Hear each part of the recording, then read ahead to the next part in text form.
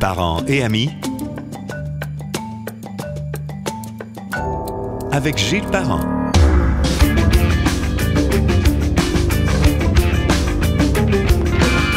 Bonjour et bienvenue sur Parents et amis, le podcast, le balado, si vous préférez, que l'on écoute de plus en plus. On aime beaucoup vous savoir là. On apprécie et dans cette 4e année, il y a des réguliers, des gens avec qui on a un bonheur à partager. On le faisait depuis très longtemps et on continue. Il est professeur au département de communication à l'Université d'Ottawa, auteur, conférencier et chercheur. C'est un collaborateur de premier plan. Bonjour Luc Dupont, comment ça va?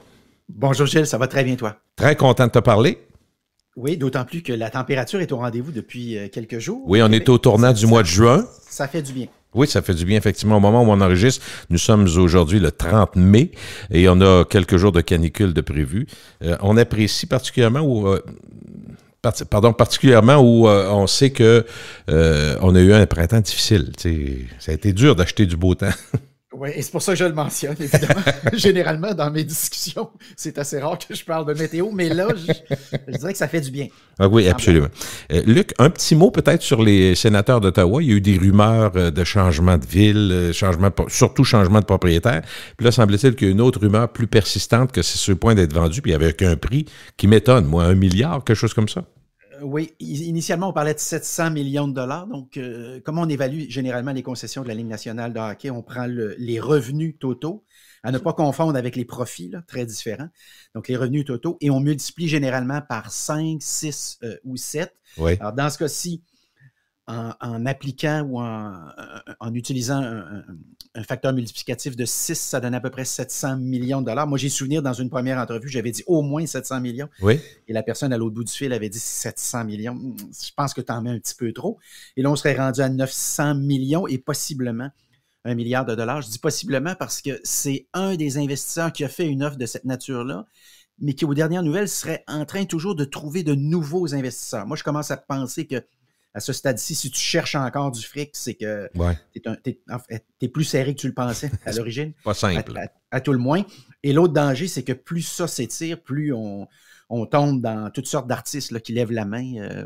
Moi aussi, quasiment. Là. Exact. Et là, on tombe dans quelque chose qui est un petit peu plus léger. Je rappelle par ailleurs que c'est le coût de la concession, c'est pas le coût de l'amphithéâtre. Parce que de façon non officielle, on comprend entre les lignes que la personne qui va acheter l'équipe devra probablement construire un amphithéâtre. Les Plaines-le-Breton, c'est évidemment l'espace généralement retenu, tout juste en avant du musée de la guerre. Imagine au centre-ville de Québec, un espace qui serait complètement disponible, quelque chose qui est inimaginable à Ottawa parce que c'est très, très dense. Je parle essentiellement du centre-ville. Et là, soudainement, tu as un espace comme ça qui est assez formidable et ça te permettrait aussi de séduire à la fois les Ontariens et les Québécois, parce que je rappelle que ce qui est particulier dans le coin de pays que j'habite, c'est qu'on a 5 ponts. On n'a pas 2, on a 5. Le 5e lien. Exact. Et dans ce cas-ci, si tu veux que quelque chose fonctionne, surtout dans ce cas-ci, le hockey, tu as besoin de tout le monde. Et au moment où on se parle, compte tenu de l'emplacement actuel de l'amphithéâtre, tu perds comme ça un pourcentage significatif de gens qui, tantôt du côté de l'Est d'Ottawa, tantôt du côté plutôt du Québec, ils trouvent que la run est un petit peu longue. Alors, sur ce plan-là, si on construisait l'amphithéâtre, et moi, je continue à croire qu'il va y avoir un amphithéâtre, et le groupe qui sera en avance est spécialisé dans la construction immobilière. Alors, un dans l'autre, ça fait... Est-ce que normalement, tu achètes les deux? Tu t'engages à acheter le club et tu vas faire le centre? Ce qui veut dire qu'au lieu d'1 milliard, tu es rendu à 1,5 milliard facile. Là. Oui, au final, pour employer une expression française, au final, probablement qu'effectivement, on sera rendu à quelque chose comme 1,5 à 2 milliards. Hein? Oui, mais c'est et pas je long. Rappelle que dès le début, et c'est ça que je trouve remarquable, je me permets ici mon éditorial en début de podcast, parce que j'ai vécu l'épisode Québec, et on a vécu l'épisode Montréal aussi avec les expos, c'est que d'entrée de jeu, ici, il était entendu que la concession ne déménageait pas. Et ça, je lève mon chapeau, c'est le cas de le dire, ma casquette, aux deux gestionnaires, parce que depuis le décès, évidemment, du propriétaire initial, ce sont M. Melnick, c'est lui, M. Melnick? C'est ça, exact. Ouais. Ce sont ces 2 filles qui ont hérité de l'équipe et qui, dès le départ, donc, ont dit, il n'est pas question de déménager l'équipe. Je trouve ça remarquable, Gilles, je voulais le mentionner. C'est vrai, c'est vrai. Parce qu'à Québec, on a fait ça je cherche un mot poli dans ton podcast, mais je trouve qu'on a fait ça... De façon cavalière, c'est le minimum. Cavalière, j'aime bien. J'en avais un Non, autre. Moi aussi, j'en avais d'autres en tête. Mais j'en ai un autre, mais... Et cavalière, effectivement. J'ai souvenir d'ailleurs qu'au moment de l'annonce officielle, il y avait même des investisseurs à la table en avant qui rigolaient. J'avais trouvé ça un peu étrange. Mais c'était irrespectueux. C'était absolument, absolument. Et à Montréal, bien évidemment, je me demande si Montréal n'est pas encore pire que Québec. Parce que là, visiblement, il y avait Lauria, tu te souviendras. Il y avait un ou deux Québécois également qui ont vendu tout ça. Puis c'est quand c'est parti qu'on réalise qu'il ne fallait pas que ça parte, en fait. Ben oui. Puis tu sais quoi? Quand on regarde aussi, moi je regarde les concessions de Vegas puis de Seattle, sincèrement, c'est un franc succès. Un succès retentissant dans des marchés qui... On va dire, oui, il y a un roulement. Vegas, on le sait, il y a un roulement international. Et en même temps, tu te dis, si tu penses juste en termes de hockey, parce que le hockey, c'est pas du sport mondial, on est d'accord, c'est le soccer, c'est bon. Tu te dis, est-ce que même un Japonais ou un Asiatique qui vient pour vouloir aller voir du hockey, mais c'était comme de sous-estimer l'intérêt local. Il y a quand même pas mal de monde qui vivent là, puis il y a quand même des gens qui sont pas si loin quand on pense à la côte ouest américaine. Fait que finalement, le calcul... pas juste des réseaux de télé, mais du calcul de la rentabilité puis la faisabilité, puis avec un club qui fait des séries, qui est rendu en finale de la Coupe Stanley, tant qu'à faire, qui fait des séries 4 saisons sur 5, c'est assez impressionnant comme façon de faire, puis comme expansion. Pense-y, là, les deux clubs d'expansion se sont rendus en série, puis ont battu un paquet de clubs. Fait que, tu sais, quand on pense à Québec, puis quand on pense à un retour, tout ça, on sait bien qu'on ne peut pas comparer à ça. Mais dans des marchés où, bon, c'est pas si naturel d'être dans le désert et jouer au hockey, tu sais, ça marche très bien, ça marche. C'est une formule qui marche. Oui, et la beauté, c'est que tu fais un chèque de 500 millions de dollars, dans le cas de Vegas plus précisément, et tu participes à répétition aux séries. Ça prouve aussi qu'il y a d'autres équipes qui ne forcent pas fort. Oui. Parenthèse, un autre éditorial d'ailleurs. Et l'autre élément, ben, c'est qu'on est loin de l'époque où j'ai souvenir des scouts de Kansas City ou des Barons de Cleveland. C'est que tu fais partie de la Ligue, mais tu ne fais pas vraiment partie de la Ligue. Alors que là, ben, en échange de 500 millions de dollars, on te dit, vous allez avoir un club pas si mal. Si vous faites un bon repêchage initialement, vous pouvez même rêver à participer aux séries éliminatoires à répétition. En tout cas, l'exemple de Vegas est quelque chose de remarquable. C'est une très, très grande réussite. Ça prouve aussi que les ligues de sport professionnels ont beaucoup trop attendu pour aller à Vegas, mais on en avait déjà discuté dans un podcast précédent. La logique à l'époque, souvenons-nous, c'était l'empire du jeu, hein? Les casinos et tout ça. Les autres vont suivre de ce qu'on comprend. Là. Basket et football, dans le fond. Ils vont tous, absolument. LeBron James, d'ailleurs, au moment où il nous annoncera sa retraite, peut-être cet été, sera probablement l'un des premiers à dire « Je serai l'éventuel copropriétaire d'une équipe de basketball. » Il a fait 2-3 piastres. Oui, et tu sais qu'il l'a été, je ne sais pas s'il l'est toujours, mais l'un des nombreux propriétaires des Penguins de Pittsburgh. Je ne savais pas. Je savais pas. Aussi, il participe à Boston, l'équipe de baseball, l'amphithéâtre, en fait, et tout ça. Donc, il y a même une portion, en fait, un minuscule pourcentage d'une équipe de soccer en Angleterre. Alors, c'est quelqu'un qui est, sur ce plan-là, extraordinairement habile. Il y a plusieurs sujets d'intérêt aujourd'hui. On a tout le temps avec nous autres, on a toujours des choses à dire, puis on prend les grands sujets marketing mondiaux, mais il y en a un qui ressort. Et sais-tu quoi? Je vais être très honnête. Moi, je n'avais pas suivi cette saga-là de Bud Light aux États-Unis, mais ma blonde me dit, il faut que tu parles à Luc Dupont. Elle est fanat de tes chroniques. Mais elle dit, là, je viens de lire, écoute, c'est drôle, je te dis juste un élément, elle dit, je viens de lire que c'est en train d'être mentionné comme étant peut-être une des pires erreurs marketing depuis le changement de goût du coach. J'ai dit, oh, attention, là, on a de quoi de gros. Alors, je veux que tu m'expliques la genèse, l'histoire derrière, c'est vraiment le sujet dans le monde médiatique et publicitaire nord-américain, peut-être mondial. Le dossier Bud Light, on parle d'une erreur magistrale. Oui, et pour ceux qui auraient manqué le dossier, effectivement, parce que c'est une histoire, curieusement, dont on parle peu au Québec. Ça me rappelle d'ailleurs les premiers moments de Tiger Woods, lorsqu'il avait eu ses petits problèmes extra-conjugaux. Le délai entre le moment où la planète parlait de ça et le Québec avait décidé que ça pourrait être une idée, il s'était facilement écoulé 1 mois et demi à 2 mois.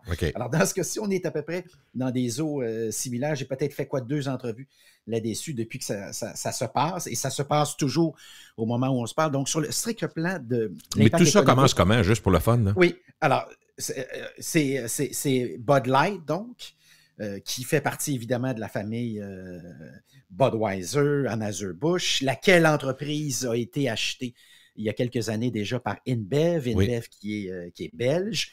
Je le précise parce que peut-être que tu me poseras la question, comment on peut se tromper comme ça à un moment donné dans notre podcast? Et je te dirais que le fait que soudainement les propriétaires soient belges plutôt qu'américains, c'est probablement une partie de l'explication. Okay. Alors, tu étais loin un peu, tu es moins en connexion avec toute la symbolique de la marque également. Donc, essentiellement, qu'est-ce que c'est?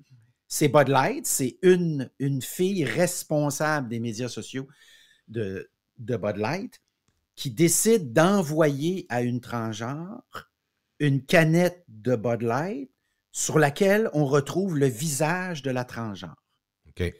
Elle décide, la transgenre, qui est très suivie sur les médias sociaux, entre autres TikTok, entre autres Instagram, décide simplement de prendre une photo d'elle avec la canette de Bud Light sur laquelle on retrouve son visage. Et là, dans les heures qui vont suivre, dans les jours qui vont suivre également, va s'initier aux États-Unis une campagne de boycott qui, au moment où on se parle, je te donne les derniers chiffres, probablement qu'au moment où vous écoutez ce podcast, on est déjà rendu ailleurs, mais en termes d'impact économique, de perte de vente de bière, de Bud Light, on est rendu à 16 milliards de dollars. Arrête, 16 000 millions de pertes. Ouais. Non, mais 16 000 millions, 16 milliards. Exact. Donc, ça peut sembler, pour certains, une histoire anecdotique. Pour d'autres, si vous êtes familier avec la publicité et que vous nous écoutez depuis maintenant, je dois dire 22, 23 ans, je calcule les tout débuts. Là, les noces d'argent s'en viennent. Hein? Oui, exact. Faudra fêter ça, d'ailleurs. Je prendrais bien un voyage dans les Caraïbes. tiens, à Nassau. Non, bien sûr. C'est ça. OK. On est humoristique. Le Père Noël, le Père Noël prend des notes. Oui, c'est ça. Mais blague à part, donc, on revient à notre histoire.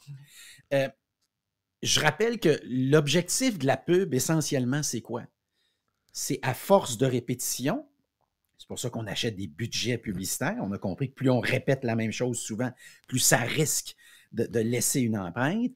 On est capable de créer autour du produit une image. Je précise toujours, c'est Jean-Jacques Streleski, qui est probablement le meilleur publicitaire de tous les temps au Québec, qui dit « Une entreprise ou une marque n'a pas de réalité, elle n'est qu'image. » Donc, si je te demande de me parler de Samsung versus Apple, ce que tu vas me raconter dans le fond, essentiellement, Gilles, tu vas me parler d'image. Oui. Parce qu'à moins que tu me fasses des cachettes. Ce que je connais c'est tout à fait l'image. La forme, la publication, le message, c'est vrai. Alors, c'est la même chose pour la bière. Soit dit en passant, les études ont montré qu'à l'aveugle, la quasi-totalité des gens, donc la quasi-totalité des gens qui nous écoutent actuellement, incluant toi puis moi, on n'est pas capable de distinguer une marque de bière d'une autre, spécialement déjà après la deuxième bière. En d'autres mots, ce que je viens de dire, c'est que la personnalité, ou en tout cas l'image que tu peux avoir d'une marque ou d'une bière, elle est à peu près entièrement créée par la communication publicitaire, les relations publiques, la responsabilité sociale et tout le reste. Donc, je reviens là-dessus. À la fin, c'est un liquide, mais tu lui as donné une ADN. Donc, un peu comme un être humain, il a une personnalité. Même si en réalité, on me dira, mais une Bud Light n'a pas de personnalité. Non, effectivement. Puis une O'Keeffe non plus. Tiens, tant qu'à parler de personnalité. Une grande ou de gens décédés, dans ce cas-ci. Où tu vois un peu l'idée. Alors, le problème, pour ceux qui se demanderaient, mais qu'est-ce qui s'est passé? C'est que je reviens toujours avec l'ADN de la marque, sa personnalité. Ben là, en utilisant une transgenre, tu viens de changer l'image de la marque. C'est ça que tu viens de faire. Oui. Et là, s'initie la campagne de boycott. 16 milliards, donc je le rappelle. Probablement qu'au moment où vous écoutez tout ça, on est rendu à 17, peut-être 18 milliards. Là, c'est un rouleau qui n'arrête plus parce que tous ceux qui n'étaient pas au courant finissent par l'apprendre, puis lire ça. Donc, puis ça part d'un seul post, si je comprends bien.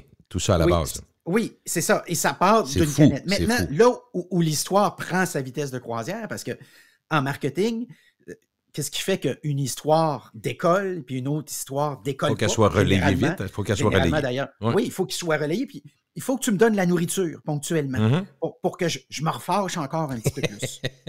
Alors, dans ce cas-ci, tu as la directrice qui a conçu cette campagne-là ou qui a imaginé ça, qui, dans un podcast, d'ailleurs, où elle s'entretient avec les gens, les investisseurs, les gens de marketing également. Elle dit, ça va être nécessaire dans les prochaines semaines de brasser la clientèle de Bud Light parce que, entre guillemets, et elle ne le dit pas comme ça, mais c'est ce qu'on comprend, les buveurs de Bud Light, c'est des imbéciles. OK, là, on met une... Alors, vois-tu... Okay. Vois-tu encore... Elle vient de mettre du gaz à la patente. C'est ça. Alors, c'est ce que j'appelle, moi, la théorie pitbull en relations publiques, c'est que dans la plupart des histoires, tu n'arrives pas à mordre. Mais une fois de temps en temps, tu mords. Alors, la campagne de boycott, j'ai souvenir d'experts qui ont dit dans les premiers instants, il n'y a aucun danger, ça va durer 3 jours. Et là, on est rendu à 2 mois, là, à moins que je me trompe, là. Et ça ne ralentit pas, Zéro. Gilles. C'est ce qu'on me dit, ça ne ralentit pas du tout. Ça ne ralentit pas. Et je voyais les photos de la... On fêtait le lundi dernier le Memorial Day aux États-Unis. Mm-hmm. Des frigidaires ou des congélateurs, je ne sais pas comment tu vas les appeler, là, mais de bière dans des magasins. Au Walmart, il n'y a pas personne qui a pris une caisse de Bud Light. Vois-tu le oh oui. Tu peux pas être identifié à ça. Puis sais-tu quoi? Fais juste penser 2 secondes. Quand tu as quelque chose qui est généralement... tu sais, c'est du gossip au départ. C'est quand même quelque chose d'une certaine façon. Tu sais, écoute, c'est extraordinaire l'impact là, économique, mais je te parle pour le public. Là. C'est une bebelle, le fun à jaser. Là. C'est pas, on te demande pas de réciter l'histoire de l'indépendance américaine. Tu sais, tu comprends? On parle de quelque chose, de la bière, puis ça. Puis en même temps, ben, tous les humoristes nord-américains s'emparent de ça. Tous les shows, tu comprends? Toutes les blagues se font là-dessus. Partout. Fait que tu ne fais qu'étendre ça. Puis là, quelqu'un entend ça. C'est quoi cette affaire-là, Bud Light? Qu'est-ce qui s'est passé? C'est de même, ça marche. Là, quelqu'un dit, ben, t'es pas au courant, toc, toc. Puis là, il y a quelqu'un qui raconte ça tout croche. Il y a une fille, la compagnie Bud Light a décidé que c'est juste l'étranger. Le message se perd parce que, tu comprends? Fait qu'il il se diffuse de façon tortueuse. Puis là, tu te rends compte d'une chose, c'est très fort les réseaux sociaux quand tu as besoin d'eux, mettons pour retrouver un enfant dans le secteur quand ils font des alertes en berre, c'est impressionnant. Quand tu veux aider la communauté parce que la maison est tombée, les gens vont se regrouper vite. Quand tu veux rejoindre des gens, ta famille, quand tu veux garder contact, tout ça est vrai. Mais quand tu veux, ou quand un dérapage comme ça, c'est impossible à contrôler. Impossible, il n'y a rien à faire. Et dans la succession... Es-tu d'accord avec le côté impossible? Oui, absolument. Il n'y a plus de contrôle. Très, très difficile. Et là, ce qui est amusant, c'est que, encore une fois, je reviens sur la séquence de relations publiques. Mm-hmm. Ben, initialement, je reviens toujours avec mon idée que j'ai besoin de gaz. Il faut que tu m'arrives des barils de gaz, c'est pour rallumer la patente. Budweiser émet un communiqué. Alors, tu t'attendrais peut-être... Des excuses peut-être ou non? Peut-être, quoi qu'en y pensant, tu auras compris que si on s'excuse de quoi? Oui. Tu vois-tu un petit peu l'idée? Oui. On s'excuse d'avoir pas utilisé la bonne stratégie sur le plan d'image. Tu peux pas expliquer ça aux gens, ils vont pas comprendre. Parce que ce que ça prouve aussi, sais-tu ce qu'on est en train de raconter là, ce que ça prouve? C'est que la publicité, ça marche. C'est qu'on a réussi à créer, on peut créer autour d'un produit de toute pièce qui n'est pas un produit de grande qualité, soit dit en passant. La Bud Light, c'est pas la meilleure bière sur le marché. Non. Mais tu es capable, à force de répétition, de créer quelque chose. Alors, on a émis un communiqué, mais on ne s'est pas excusé. Parce que là, si on s'excusait de quoi? On s'excusait de la transgenre. Mais là, on va avoir la communauté. Il va y avoir toute une série de personnes qui, jusqu'à maintenant, n'ont pas vu l'histoire, qui vont se mettre aussi à nous détester. Vois-tu un petit peu l'idée? En anglais, on appelle ça un catch-22. Hein? C'est que peu importe ce que tu fais, tu es coincé. Et là, le réflexe, alors, ils ne se sont pas excusés, mais ils ne pouvaient pas s'excuser. Tu comprends-tu, Gilles? Ben non. Ils ne peuvent pas s'excuser. Parce qu'il y a un mouvement social aussi. Dans le fond, c'est pas... Là, ce que tu fais, dans le fond, c'est que tu dis, ceux qui boivent cette bière-là, c'est des tarlets. Puis si vous voulez être open-minded, en nouvelle... C'est ça que le message dit. Si vous voulez être... Donc, si vous voulez être ouvert, si vous voulez être dans la nouvelle société, si vous voulez être dans l'inclusion qu'on semble nous dire être généralisée, ce dont je doute énormément. Je pense encore qu'il y a beaucoup de gens qui ne sont pas là. Puis vraiment... Et on n'est pas très loin de woke non plus. Eh bien oui. Alors, donc, l'idée initialement, c'était rajeunir le public en faisant fi du public historique, suggérer que les consommateurs actuels étaient rétrogrades. Évidemment, tu ne peux jamais en marketing dire de tes consommateurs, de ton produit, que c'est des imbéciles. C'est comme, je ne sais pas, moi, tu côtoies quelqu'un dans la restauration, il fait des plats exceptionnels, mais il te demanderait 100 $ par assiette. puis tu le surprends dans une vidéo en train de dire « J'en viens pas que les gens soient assez idiots pour payer 100 $ de l'assiette. » Vois-tu un peu le genre? Ah oui. Tu peux pas faire ça. De la même manière que je reviens sur le principe de l'image, tu vends une résidence pour personnes âgées et tu mets en scène de jeunes familles avec des enfants. Tu vois-tu un peu le... Au fond, ici, on est vraiment dans ce que j'appellerais l'ABC de la pub efficace. C'est une image, un positionnement, un public cible. Et là, on a fait fi de tout ça. Alors, l'autre réaction... Vas-y. Oui, et l'autre réaction à ce moment-là de Budweiser, ça a été de dire, OK, posons-nous la question, qu'est-ce qui a fait la réputation de notre marque? Les chevaux. Qu'est-ce qu'on fait? Lançons une campagne sur les chevaux. Mais dans n'importe quel autre contexte, la campagne aurait été appréciée. Un cheval non-binaire? Mais là, les gens, soudainement, disent « Attendez un peu, vous nous prenez pour des imbéciles. Vous pensez qu'en faisant rouler 3-4 chevaux dans un champ... » On va oublier le reste? Exact. Alors là, la dernière manœuvre, je te la donne, là, ça fait 1 à 2 journées, là, elle est très récente. Ils ont établi un partenariat avec Harley-Davidson. Ah, OK, donc l'idée, c'est... Revenons, on s'est posé la question... Un peu de testos, un peu de testos. Exact, absolument. On s'est posé la question, c'est quoi le produit qui aurait l'image la plus proche? Mais moi, ce qui m'étonne, c'est qu'Harley-Davidson accepte de jouer dans cette... c'est un mauvais film, parce que il est déjà mauvais en partant. C'est très risqué. Alors, quand tu commences à réfléchir à tout ça, 2, 3 réflexions. 1, les Belges ne comprennent pas Budweiser. Ça, c'est le premier constat qu'on peut faire. Les gens qui ont l'habitude d'écouter notre podcast durant le Super Bowl auront remarqué que depuis 2 à 3 ans, je dis « Où sont les chevaux? » Ce qu'on appelle en anglais l'Americana, là, toute cette série-là, cette constellation-là de symboles américains, ils ne sont plus utilisés dans la publicité de Budweiser. Pour moi, la seule explication possible, c'est qu'il y a quelqu'un quelque part actuellement qui était, en tout cas jusqu'à tout récemment... Propriété européenne, donc un peu loin du... Il ne comprend pas. Il ne sait pas. L'autre chose, la jeune fille dont je te parlais tantôt, qui est responsable des médias sociaux, là, on me dira aussi, « Ah, mais les médias sociaux, ça va être les plus jeunes. » Effectivement. Ça se peut-tu qu'elle est un petit peu jeune pour gérer une marque comme Budweiser? Ça se peut-tu? Ça se peut-tu qu'elle est inexpérimentée, visiblement? Visiblement, elle ne connaît pas l'ADN de la marque. Visiblement, elle n'a pas compris le public cible. Et encore une fois, au risque de me répéter, tu ne peux jamais te moquer des gens qui consomment ton produit. Ça n'a aucun sens. Alors, sensibilité belge ou absence de sensibilité, des jeunes, la relève, et ils ont tous été formés dans des universités, il faut le reconnaître. Mais l'inexpérience. Oui, c'est ça. Alors, tu peux pas... Et cette jeune fille-là, bon, évidemment que tu comprendras que depuis le début de tout ça, momentanément, on a dit « elle bouge pas », on a confiance en elle, mais éventuellement, on a dit « sais-tu quoi, on a peut-être moins confiance », puis là, plus récemment, on a dit « sais-tu quoi, on va en mettre sur la ligne de côté ». Bon, en français, ça veut dire qu'elle a perdu son emploi. Et on est passé aussi par toute la série des étapes du big boss qui dit qu'il n'était pas au courant de la campagne. Vois-tu un petit peu l'idée? Ah oui. Mais moi, on s'en lave les mains, tout ça. C'est exact. Alors, on est en train de passer tout le catalogue, mais plus Budweiser réagit, plus les gens sont furieux. Au fond, ce que les gens attendent, c'est des excuses. Ils les auront probablement jamais. Est-ce que Budweiser, le nom, est perverti à jamais, à ton avis? Avec une grosse affaire de même? Peut-être juste Bud Light, mais moi, je pense que Bud, comme tel, parce que, je ne sais pas, là, tu vas me le dire probablement, mais est-ce que le compétiteur, c'est quoi? C'est Miller Lite? Je ne sais pas. Le gros... C'est Coors. C'est Coors, bon, Coors. Oui. Ils ont dû bénéficier, eux autres, de ça, c'est sûr. Les gens n'ont pas arrêté de... 20%. Bon, ils n'ont pas arrêté de boire. Eux autres, c'est une nouvelle extraordinaire, c'est plate à dire. Oui, et évidemment, dans leur cas à eux, sur le plan publicitaire, ces temps-ci, c'est profil bas. Tu vois ce que je veux dire? Oui. C'est, évoquons pas ça, mais sapristi qu'on vend de la bière en malade. Et là, les gens n'ont pas arrêté, ils n'ont pas perdu le goût de boire de la bière. Ben non. Oui. Ben non. Puis l'autre chose, c'est que la cadence de boycott n'a pas ralenti. Et c'est ça qui est... Et on est dans, je pense que tu évoquais au tout début le nouveau Coke. Oui. On est là à une différence près. C'est que dans le cas de Coke, au moment où on se parle, ils avaient déjà réagi.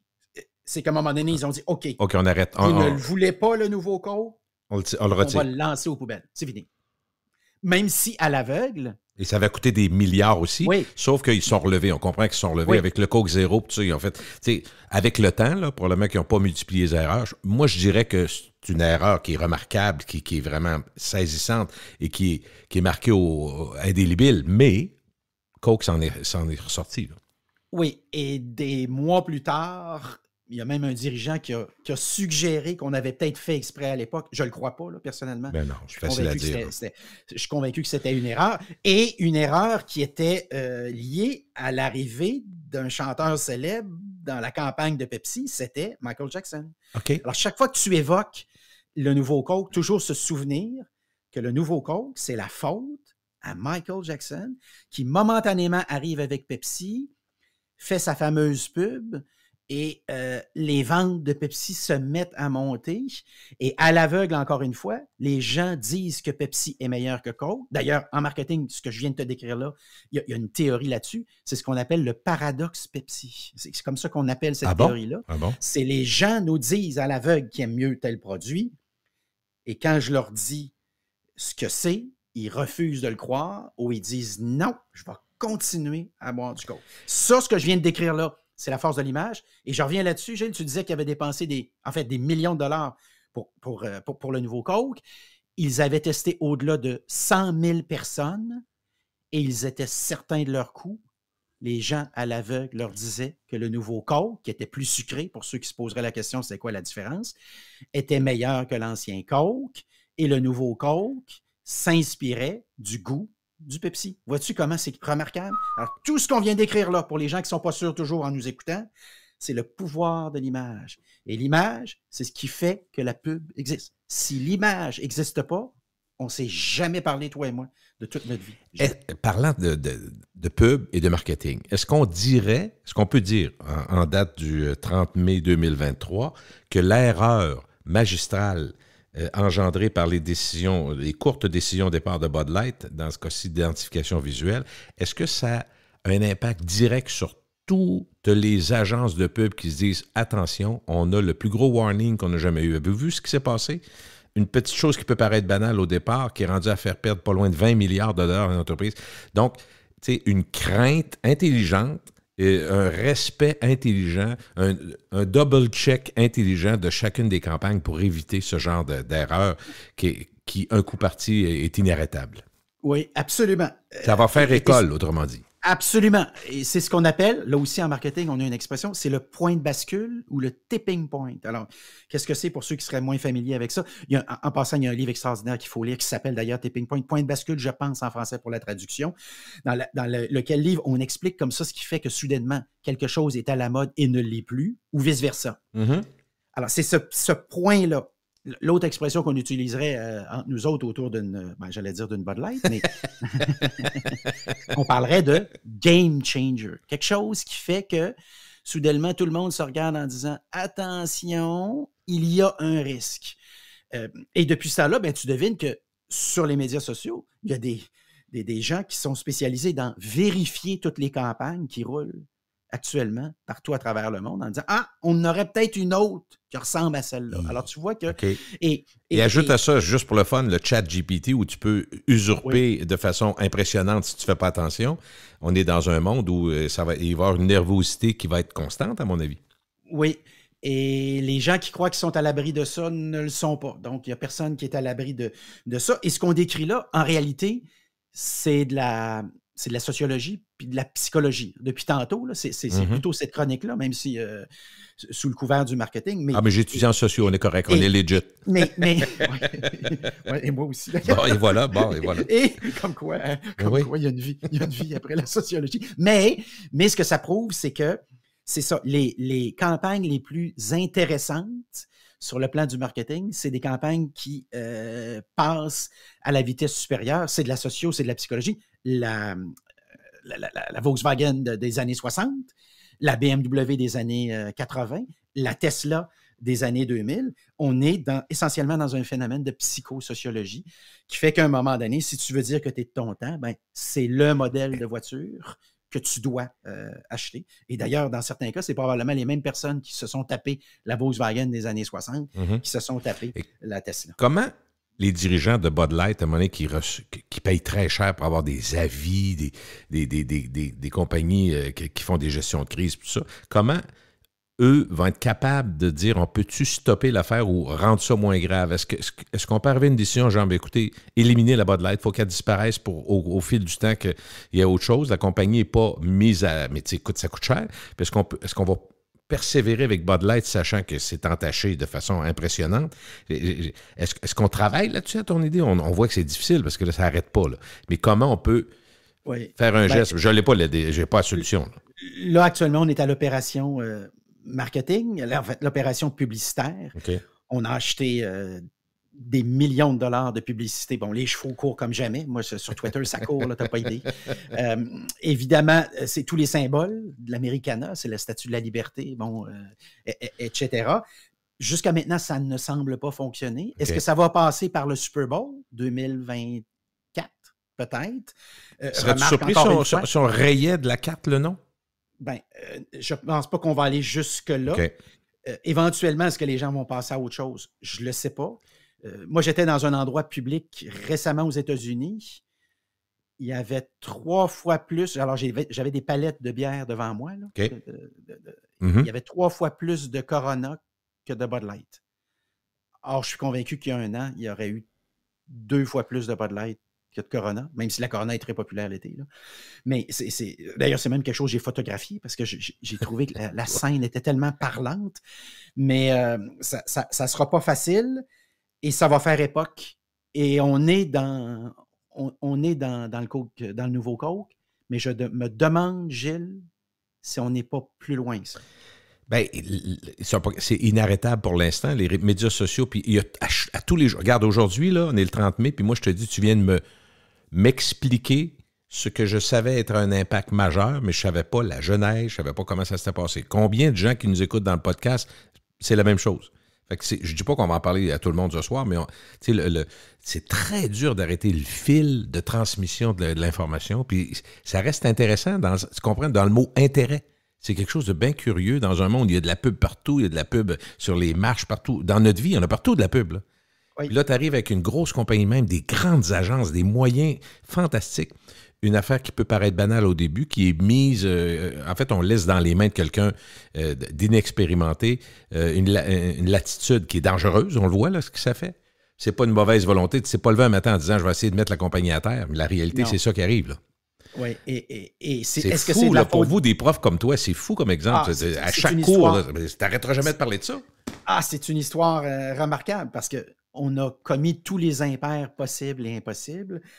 On tente de régler le problème avec du fric, parce qu'on est à cette étape-là actuellement, et on n'arrive pas à... Et le public n'est pas dupe, Luc, tu es d'accord? Oui. Ils vont dire, quand vous mettiez des chevaux, que vous mettiez des... on le sait, là. C'est ça. Alors, il y a tout ça. Et là, mais en même temps, Gilles, je reviens là-dessus. Souviens-toi que la dernière fois qu'on s'est parlé du Super Bowl, Budweiser avait abandonné ou reconduit son exclusivité pour la bière durant le Super Bowl. Ils avaient abandonné. Depuis 2 à 3 ans, est-ce qu'ils achètent plus de publicité ou moins de publicité au Super Bowl? Moins de publicité. Moins. Depuis 2 à 3 ans, est-ce qu'ils utilisent plus le cheval ou moins le cheval? Alors, vois-tu, il y a des gens qui te diraient, des anthropologues de la pub, là, des sémiologues te diraient, dans le fond, lentement mais sûrement, on s'éloignait de l'image initiale. Puis là, ce qu'on vient de se faire mettre d'en face ou dans le visage, c'est, attends un petit peu, je pensais que lorsque je buvais ceci, j'étais en train de raconter cela. Et là, vous me dites que ce n'est pas le cas. Alors, c'est pas vrai qu'on change la personnalité d'une marque sur un cliquetis. Non, puis Luc, dans le fond, j'écoutais tes propos. Ce qu'on comprend du constat qui avait été fait chez Bud Light dans cette division-là, c'est que fallait être un peu plus moderne, il fallait renouveler parce que probablement que les ventes s'étiolaient ou plafonnaient. C'est ce que je comprends. Oui, alors, il faut faire quelque chose. Mais ils n'ont pas fait de la bonne chose. Là. Mais ils sont peut-être allés un peu loin. Mais le problème, c'est que c'est pas... Moi, je pense pas que c'est grave d'avoir une approche nouvelle pour un produit qui est déjà connu.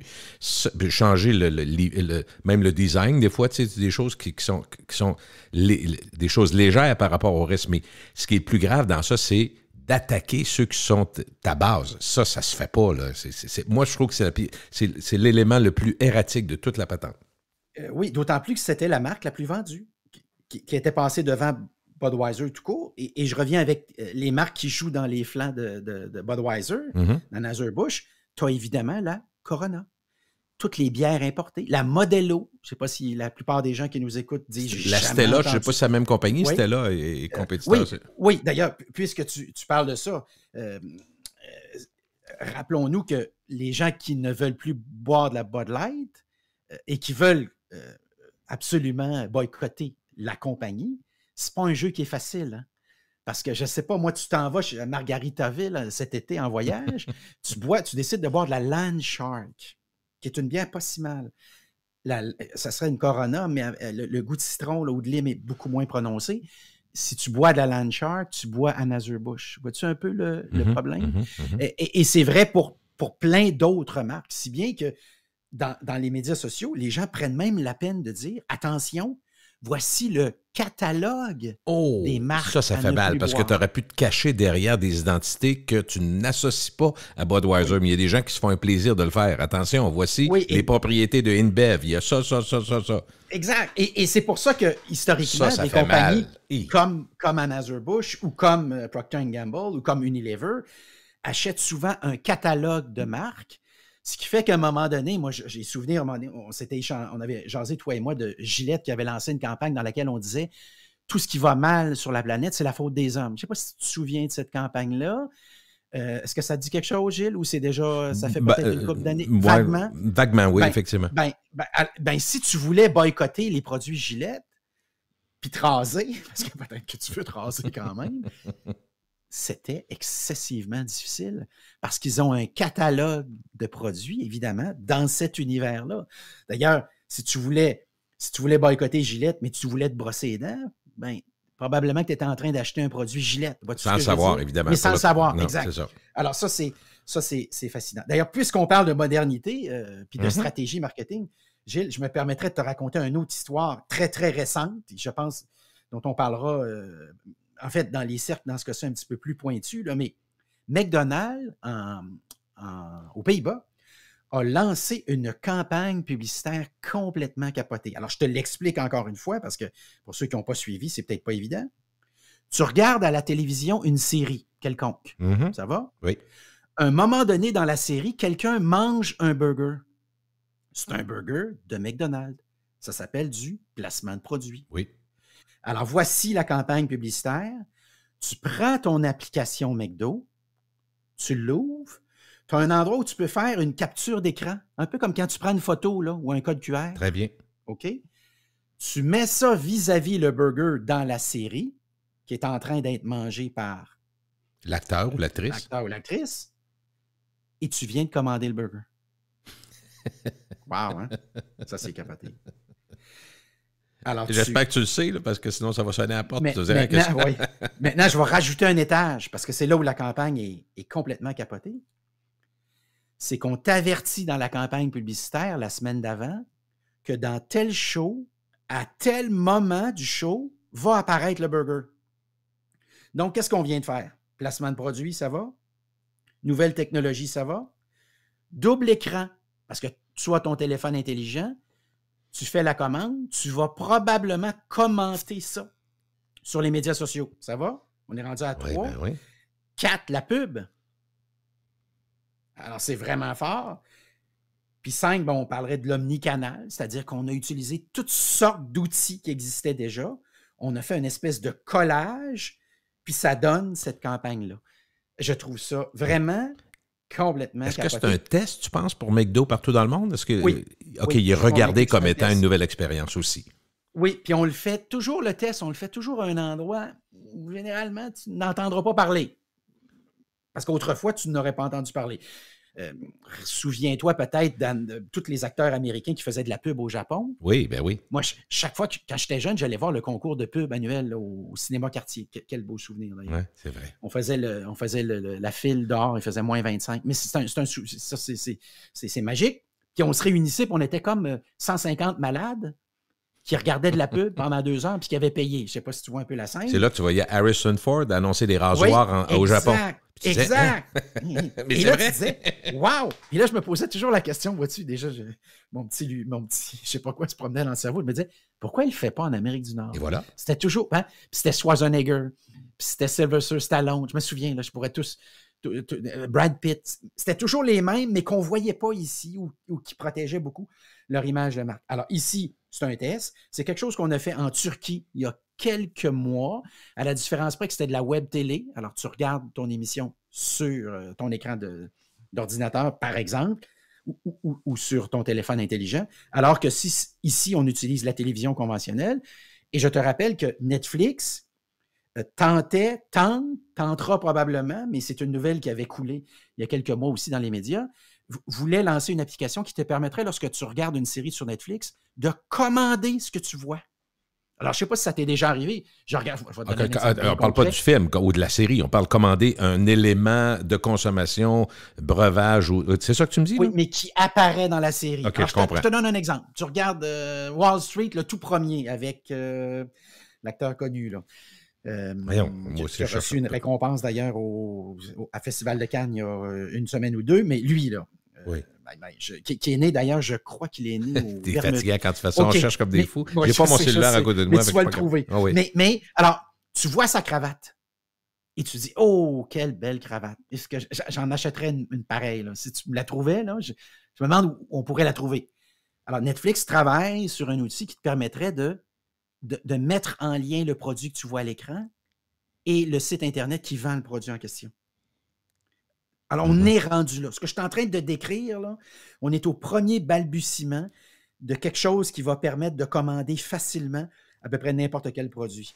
Et dans le cas de McDo, là, ce que je viens de te décrire là, ça s'appelle « Order that scene » ou « Commande cette scène » ou « Commander cette scène ». Alors, c'est assez intéressant. On simplifie la commande, on maximise l'attention, on utilise le placement de produits, on évite le zapping, on évite le zipping, et on ajoute l'étage de la publicité. Ça veut dire que rapidement, quand on va écouter la télé le soir, puis qu'il va y avoir une annonce, mettons, de craquelin nouveau, puis on dit « Ah, j'aimerais ça l'essayer », il va y avoir une option rapidement où tu mets sur ta liste sur ton téléphone, puis pour pas l'oublier, dans le fond. Là, oui. C'est sûr que ça va se faire. C'est dans la même lignée. Là, parce que dans le fond, on est capable de se commander un burger tout seul. Là. C'est juste que quand tu y penses, puis le craving te vient parce que tu le vois, finalement, comme dirait...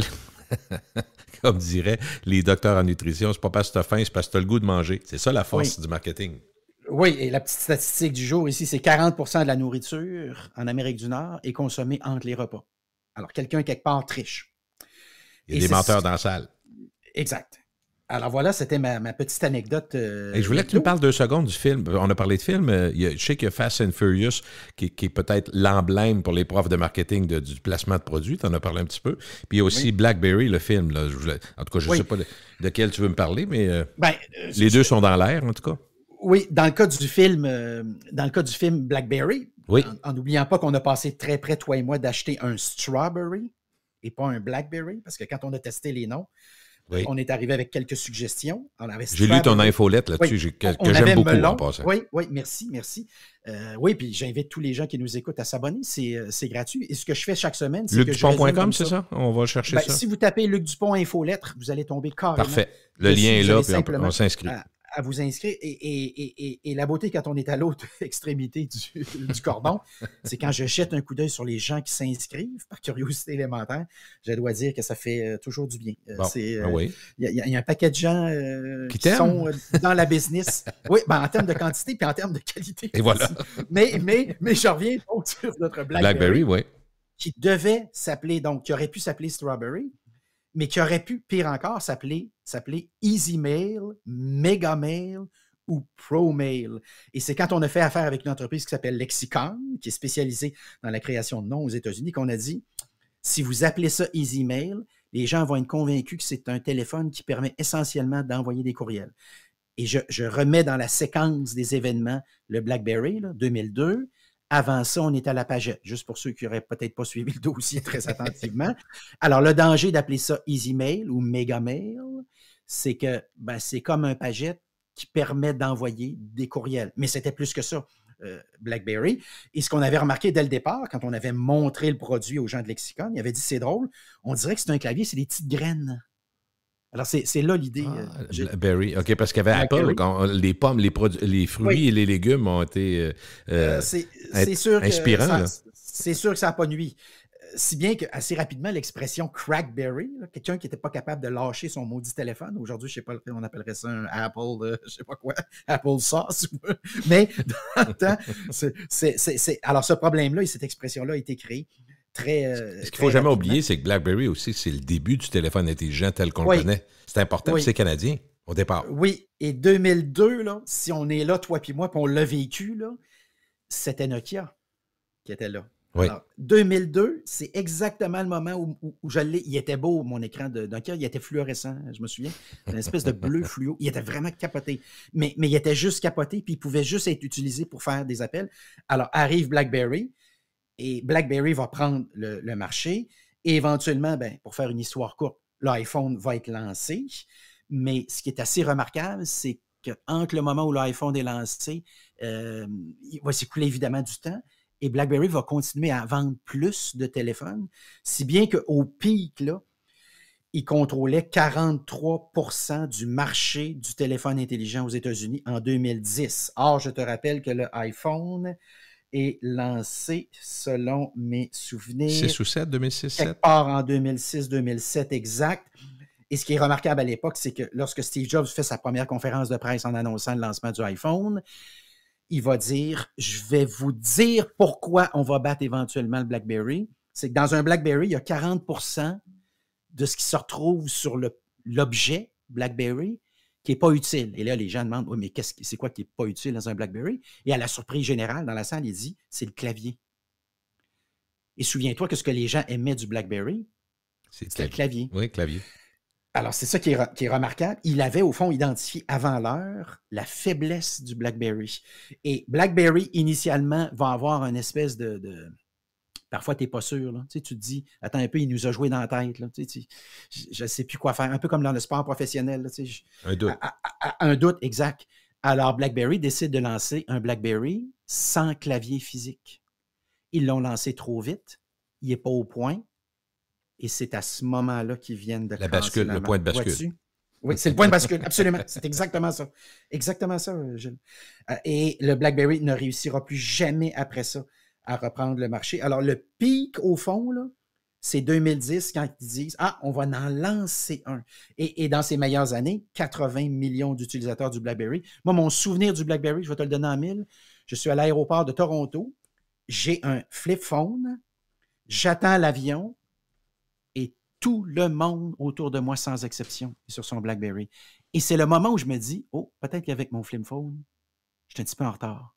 Il faudrait peut-être que je me mette à l'heure du BlackBerry. C'est exactement là. Et comme je suis au fédéral, 2002, 2003, 2004, j'enseigne à l'Université d'Ottawa, je te rappelle, tous les employés du fédéral que je rencontre sécurité ont un BlackBerry. Oui, exact. Sécurité. C'était plus sécuritaire, c'est ce qu'on disait. Oui, et même malgré le lancement du iPhone, je te rappelle qu'en 2008, quand Barack Obama est élu, il dit « Je veux avoir le droit de continuer à utiliser mon BlackBerry parce que j'aime ça. » Pendant d'ailleurs que son opposant, M. McCain, dit « À la maison, c'est ma femme qui ouvre l'ordinateur. Je ne suis pas capable de le partir. » Vois-tu encore, on parlait d'image tantôt, on y revient. Je viens de te résumer complètement les deux candidats. C'est ça qui est... Un est de son temps, l'autre est dépassé par les événements. Je vais te donner une anecdote sur les téléphones. On parlait d'Apple tantôt, Steve Jobs, tout ça. Un des moments magiques, c'est plus l'économie, mais tu vois, ça touche quand même le marketing. Quand Steve Jobs est décédé, puis qu'on a su que c'était Tim Cook qui allait prendre la relève, il y a beaucoup de gens qui ont dit « Ah, fini Apple. » Le génie, c'était vraiment Steve Jobs. Donc, moi, je débarque, ou peu importe, en bourse ou n'importe quoi. Puis un de ceux qui a dit « Moi, je débarque pas, non seulement je débarque pas, mais ma position, je l'augmente de 30 ou 40%. » C'est Warren Buffett qui lui disait attention, cette compagnie-là est bien montée, bien faite, bien structurée. Moi, je sous-estime pas Tim Cook. Puis, tu sais, il avait fait un témoignage disant écoutez, moi, j'en achète, puis j'ai confiance. Puis, écoute, je pense que ça y a donné en rendement à peu près 10 milliards depuis que Steve Jobs est mort. Ouais, c'est autour de 50% de son portefeuille. C'est fou, c'est fou. Oui. Mais c'est juste pour dire que la perception, tout ça, puis bon, l'image, tu sais, iPhone reste quand même... C'est pas juste une bebelle de belle. On sait l'histoire. Tout le monde, je pense que tout le monde a lu un peu là-dessus. Comment il était exigeant, Jobs, puis ça prenait le téléphone le plus beau, le plus parfait, le plus désirable, dans le fond. Mais c'est resté vrai. C'est comme quoi c'est un fondement qui dure.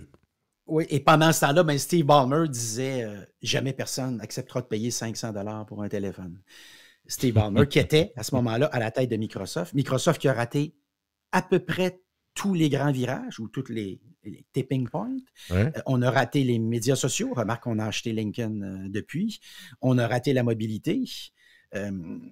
On a raté le sans fil. Ce qu'on n'a pas raté, c'est le cloud, l'info nuagique. Ils sont dominants là-dedans avec Azure. Puis il y a Amazon, Amazon qui est très fort aussi avec son AWS. Mais et ils sont très forts aussi dans l'intelligence artificielle. Vois-tu? Le hasard a voulu que celle-là, il y a quelqu'un quelque part chez Microsoft qui avait accepté d'investir une somme qui pour certains pourrait sembler substantielle, mais qui pour Microsoft n'est pas grand-chose. Et au moment où on se parle, ils sont carrément là-dedans. Gardons notre C'est intéressant que tu parles de Microsoft parce que mon frère travaille dans un domaine où il fait, mon frère Justin, que tu connais, il fait beaucoup il travaille en entreprise pour mieux maximiser l'utilisation d'applications, particulièrement avec Microsoft. Puis il dit Microsoft, plusieurs les voyaient comme étant une compagnie qui traîne de l'arrière, mais il dit avec l'intelligence artificielle puis le développement qu'ils font là, décompte-la pas trop vite. Oui, puis évidemment, sont dominants. On parle quand même d'un des 3 ou 4 joueurs les plus importants de la bourse en termes, en tout cas, de. Ils ont de l'argent, c'est ça, ils ont de l'argent. Puis... Exact. Et au fond, si tu ne voulais pas utiliser Microsoft, ta marge de manœuvre est assez limitée. Mais effectivement, ça nous prouve qu'il y a comme ça des moments ou des tipping points. Il y a des moments où il y a des gens qui pensent qu'ils ne seront jamais battus, BlackBerry. Puis à un moment donné, arrive un David, dans ce cas-ci, Apple, qui à un moment donné a traversé une époque extrêmement difficile et qui a dû s'associer à Microsoft, d'ailleurs. Oui. Ça aussi, tu as peut-être souvenir d'une conférence de presse où Steve Jobs dit « J'ai trouvé notre sauveur » et puis apparaît Bill Gates à l'écran et spontanément, les gens huent dans la salle en disant « Non, surtout pas lui ». D'autant plus, d'ailleurs, que Bill Gates avait fait 2 puis 3 jambettes à Steve Jobs par le passé. Mais c'est effectivement, jamais, quand on est en haut de la montagne, toujours faire bien attention. Ce qui m'amène à notre autre sujet. C'est un malheur des liens quand même. BioSteel. Mais c'est quoi? BioSteel. Alors, c'est l'histoire d'une entreprise qui est créée par un joueur de hockey et quelqu'un qui est dans la bouffe, là, comment tu appelles ça? Un restaurateur? Non, pas un restaurateur, c'est-à-dire un... Producteur? Tu l'as dit tantôt, quelqu'un qui dit qu'il faut bien manger. Là, OK, diététiste ou encore docteur en nutrition. Oui, exact, c'est bon, c'est bien dit. Alors, le joueur de hockey, lui, il l'aurait pas dit comme ça, peut-être, mais en tout cas, ils sont ensemble et ils décident de créer une entreprise qui pourrait compétitionner les autres joueurs dans le domaine des boissons énergisantes, sportives, de type sportif. Et là, tu auras compris que je te parle de Gatorade. Gatorade qui est lancé dans les années 60. C'est quelqu'un qui travaille sur son équipe favorite. Gatorade, Pepsi, Powerade, Coke, dans le fond? Exact. Alors, les Gators de la Floride, alors lui, il va lancer... Ce qu'il rêve, c'est que l'équipe ne perde plus aucun match. Alors, il est à la recherche d'une boisson qui va les énergiser quand ils sont fatigués. Il va lancer une boisson qu'il va appeler le Gatorade. Vois-tu? Quand tu commences à y réfléchir, c'est assez comique. Et ce qui est drôle, c'est que dans le domaine du sport professionnel aujourd'hui, le surnom du Gatorade, c'est le Kool-Aid pour adultes. OK. Vois-tu? Positionnement, image. Alors, le défaut du Gatorade, c'est que c'est très, très sucré. Oui. Alors, notre joueur de hockey et notre nutritionniste vont se mettre ensemble et vont concocter un produit, 0 sucre, électrolyte, pas de saveur artificielle, juste des ingrédients naturels. Ça c'est la Et ça, c'est le BioSteel. C'est majeur parce qu'il existe le Gatorade Zero, mais c'est évidemment, c'est avec des substituts du sucre. Fait que c'est pas beaucoup mieux. Oui. Là. Ils sont cuits parce qu'évidemment, image, encore une fois, par glissement, tu m'as dit Gatorade, tu m'as dit sucre. Mais là, tu me dis, oui, mais c'est le Gatorade sans sucre. Oui, mais Gatorade, c'est sucre. C'est sucre.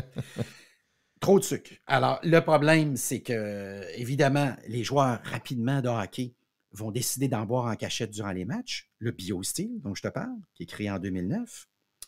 Et ils vont en boire dans les canisses de Gatorade. Oh, OK, parce que le commanditaire, c'est Gatorade avec les grosses canisses. Exact, la Ligue nationale de hockey. Je te dis ça parce que je regardais un match de hockey avec quelqu'un récemment, puis il m'a dit, c'est quoi la petite boîte de carton rose qui est en train de boire? Alors, oups, vois-tu? Encore image. Décidément, aujourd'hui, c'est un beau petit cours, le fun, sur le marketing. Ben, BioSteel s'est posé la question, ça serait quoi la couleur qu'on pourrait utiliser qui va le plus à l'encontre de l'image qu'on a d'une boisson dans le domaine du sport? Et la réponse du nutritionniste, pourquoi on ne prendrait pas du rose? Vois-tu un peu? C'est audacieux, Et pareil, au départ. Très audacieux. Maintenant, le produit n'existe pas, donc on est en train de créer sa personnalité. On se suit ici, on n'est pas en train de modifier la personnalité d'un produit, on est en train de créer, donc on crée une personnalité, on crée un ADN, on part à zéro. Alors, on a les produits, ça c'est le P-produit. Ce qu'on vient de décrire, c'est le P-communication, l'emballage. Et par accident, ça c'est le P-communication qui s'en vient, ou promotion, qu'on appellera en anglais, dans une entrevue en 2010, un 28 avril, on travaille fort sur les détails. Incroyable. Gary Roberts, on est dans une entre-période. Ron McLean dit, c'est quoi que vous buvez depuis tantôt durant l'entre-période? Tu comprends que normalement la réponse, ça devrait être, on boit du Gatorade. Mm-hmm. C'est le commanditaire officiel de la Ligue nationale oui. de hockey. Ça l'était jusqu'à l'été dernier. Mais la réponse de Gary Roberts, c'est « Ah, c'est une patente, ça s'appelle du BioSteel. » Ah ouais. C'est quoi du BioSteel? Ça a été créé, pas de sucre, électrolyte. Il explique toute la patente. Tu vois un peu le genre? Et patente. Mais c'était-tu stagé, tu penses? C'était pas stagé. Oh, OK. Ça, le soir même, ce que raconte le gars du BioSteel, qui est à la tête de l'entreprise, il dit « J'appelle mon webmestre parce que le produit, jusqu'à ce moment-là, n'est pas vendu pour monsieur et madame tout le monde. » Oh. Alors, encore une fois, image. C'est un produit que les stars utilisent, mais toi puis moi, on ne peut pas. Oh, sais-tu quoi? Je le veux encore plus. Il doit être vraiment bon. C'est les joueurs de la Ligue nationale qui l'ont, mais pas moi. Comment ça coûte? Il coûte plus cher, ce qu'on appelle le P-prix en marketing. Vois-tu, on vient de faire le petit catalogue de comment on a créé le produit. Et il dit, rajoute un piton. Rajoute un piton pour que les gens puissent acheter le produit. Il dit que ce soir-là, lui, là, il y a eu 800 courriels. Il ne regardait pas le match. Il dit, je ne sais pas ce qui s'est passé. À un moment donné, ça s'est mis à cliquer en malade. Et ce qui venait de se passer, c'est qu'au hasard d'une entrevue, relations publiques, au hasard d'une entrevue, quelqu'un a parlé d'un produit. Et puis là, très rapidement, on a engagé des leaders d'opinion. Alors, regarde encore une fois la stratégie.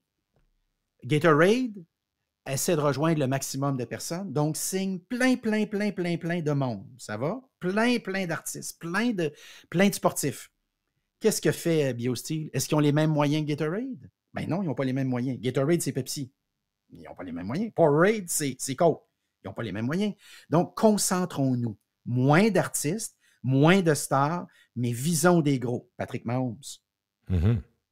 Je dirais que si tu me disais, donne-moi-en un actuellement sur la planète Terre au complet. Là. Pas si pire. On va me dire Messi n'est pas si pire, là, mais au niveau nord-américain. Alors, Patrick Mahomes fait partie de tout ça.